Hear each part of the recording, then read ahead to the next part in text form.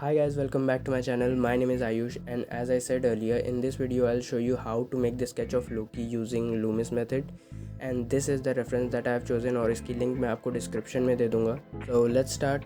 And step 1, draw a circle. And now we'll draw the side plane.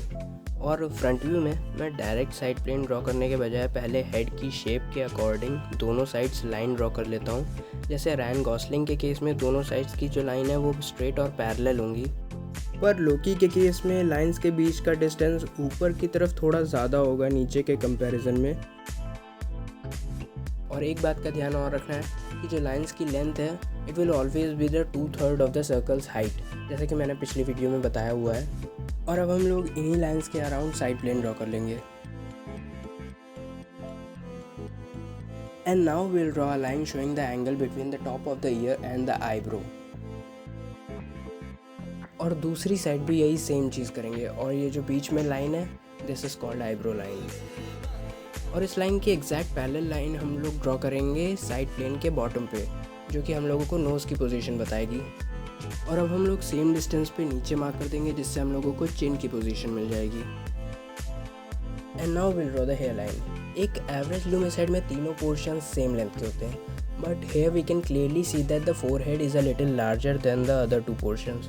तो हम लोग उसी के अकॉर्डिंग हेयर लाइन को थोड़ा ऊपर शिफ्ट कर देंगे. Now here's a trick. अगर आप लोग फ़ोन से ड्रॉ कर रहे हैं then what you can do is you can measure the distance from the hair line to the chin of your sketch, और फिर उससे कंपेयर करके रेफरेंस पिक को एडजस्ट कर लेंगे so that both of them are of same size. Then you can measure the width of the face from the reference pic so that आप लोगों को विद एक्यूरेट गेस करने में थोड़ी हेल्प मिले. Now we'll add the jaw.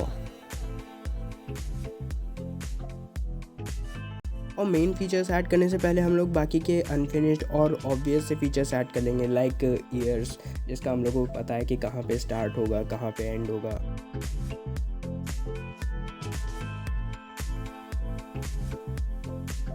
Now will add the main features. और यहाँ पे डायरेक्ट आइरिस की पोजीशन गेस करना थोड़ा डिफिकल्ट होगा, इसीलिए हम लोग सबसे पहले उन पार्ट्स की पोजीशन डिफाइन कर देंगे जो या तो हमारी गाइडलाइंस के ऊपर लाई कर रहे हो या फिर उनसे नियरेस्ट हो. जैसे नोज़ का हम लोगों को बॉटम एंड पता है, तो सेंटर लाइन से डिस्टेंस ऑब्जर्व करके लेफ़्ट और राइट एंड पता लगाना ज़्यादा डिफिकल्ट नहीं होगा.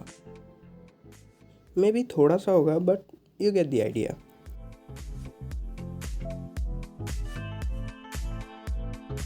Now as you can see that the starting point of the eyebrow is right next to the nasal bridge and the end point lies on the starting of side plane.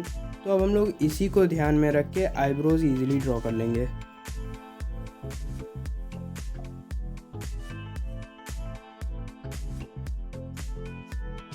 और अब हम लोग light की वजह से cheek bone पे बनने वाली शेप को ड्रॉ कर लेंगे, जो कि हम लोगों को आईब्रो से होते हुए चिन के कॉर्नर पे जाती दिख रही है. और इसे अभी ड्रॉ कर लेने से फ़ायदा ये भी है कि जब हम लोग लिप्स ड्रॉ कर रहे होंगे then it will act as one of the guidelines. And now will complete the nose. और नोज़ में हम लोग बेस के अलावा कहीं पे भी डार्क लाइंस यूज़ नहीं करेंगे. सिंपली 2H पेंसिल से बिना किसी प्रेशर के इसी तरह सर्कल्स बना लेंगे जिससे नोज़ की राउंडनेस भी दिखने लगती है.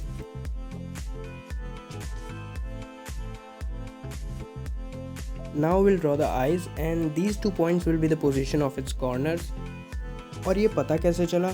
मैंने देखा कि जो लेफ़्ट आई है वो नोज़ के कॉर्नर के डायरेक्टली अबव लाई कर रही है, और राइट आई के केस में पूरा परफेक्ट अलाइनमेंट तो नहीं है, बल्कि आइज़ का जो कॉर्नर है वो नोज़ के कॉर्नर से थोड़ा सा लेफ़्ट में लाई कर रहा है.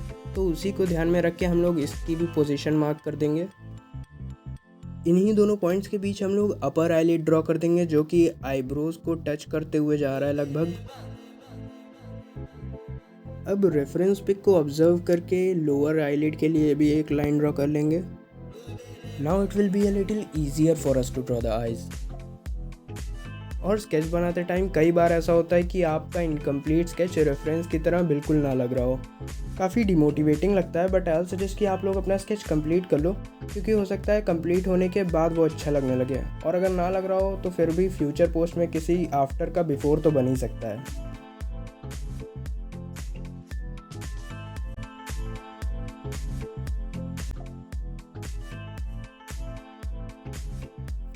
और अब हम लोग नोज़ और चिन के बीच के पोर्शन को 3 पार्ट्स में डिवाइड कर लेंगे, जिनमें से जो नीचे वाला पार्ट होगा चिन वाला वो लार्जर होगा और ऊपर वाले दोनों पार्ट्स लगभग इक्वल लेंथ के होंगे।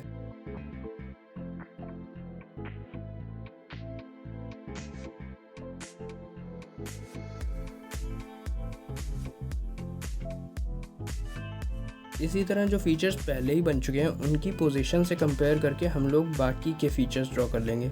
जैसे मैंने देखा कि लिप्स के कॉर्नर दोनों ही आईज के सेंटर के डायरेक्ट नीचे लाई कर रहे थे, तो हम लोग 2H या फिर 4H पेंसिल से लाइन ड्रॉ करके लिप्स की पोजीशन आराम से पता लगा लेंगे।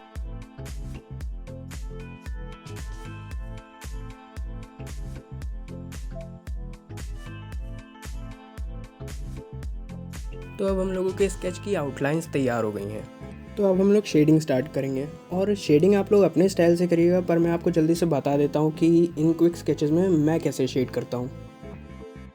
तो सबसे पहले हम लोग रेफरेंस में से ऑब्जर्व करके जो ब्राइटेस्ट एरियाज़ हैं उनकी आउटलाइंस ड्रॉ कर लेंगे, और फिर 4H पेंसिल से उन एरियाज़ की आउटलाइंस ड्रॉ कर लेंगे जहाँ पे बहुत ही सॉफ्ट लाइट पड़ रही है। और अब हम लोग हैचिंग मेथड से शेड करना शुरू करेंगे। सबसे पहले जो लाइट एरियाज़ हैं उनको, और फिर उनसे थोड़े डार्क एरियाज़, और जो डार्केस्ट पेंसिल्स हैं लाइक 8B और 6B वो मैं सिर्फ आइज़ में यूज़ करता हूँ ताकि उन पे अटेंशन ज़्यादा जाए। और हेयर्स के लिए सबसे पहले हम लोग उन्हीं की डायरेक्शंस में लाइंस ड्रॉ कर लेंगे, और फिर हैचिंग मेथड का यूज़ करके पहले लाइट एरियाज़ और फिर उनसे थोड़ा डार्क एरियाज़ और फिर गेस व्हाट। और अब हमारा स्केच ऑलमोस्ट तैयार हो गया है। तो अगर ये वीडियो हेल्पफुल लगा हो तो लाइक और सब्सक्राइब ज़रूर कर देना, दैट विल बी इनफ। और कमेंट सेक्शन में मुझे लिख के बता देना कि आप लोग फ्यूचर वीडियोस में किसका स्केच देखना चाहते हो। And thanks for watching.